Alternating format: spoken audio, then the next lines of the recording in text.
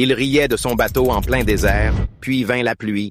Histoire de Noé. Il y a très longtemps, la terre était remplie de violence et de corruption. Les hommes ne respectaient plus Dieu ni leurs semblables. Voyant cela, Dieu décida de purifier la terre par un grand déluge. Mais il choisit Noé, un homme juste, pour préserver la vie. La mission de Noé, Dieu dit à Noé, « Construis une arche en bois, enduis-la de goudron, et fais-la assez grande pour abriter ta famille et des couples de chaque espèce animale. » Noé obéit sans discuter. Il travailla pendant des années pour bâtir ce gigantesque bateau, malgré les moqueries des autres. Les animaux entrent dans l'arche. Lorsque l'arche fut terminée, Noé fit entrer sa femme, ses 3 fils, Sem, Cham et Japhet, et leurs épouses, un couple de chaque espèce animale et 7 couples pour certains animaux purs. Puis Dieu ferma la porte de l'arche. Le grand déluge. La pluie tomba pendant 40 jours et 40 nuits. Les eaux couvrirent toute la terre, même les montagnes les plus hautes. Tout ce qui vivait hors de l'arche disparut. La nouvelle alliance. Après 150 jours, les eaux commencèrent à baisser. L'arche s'immobilisa sur le mont Ararat. Noé lâcha un corbeau, puis une colombe. Quand celle-ci revint avec une branche d'olivier,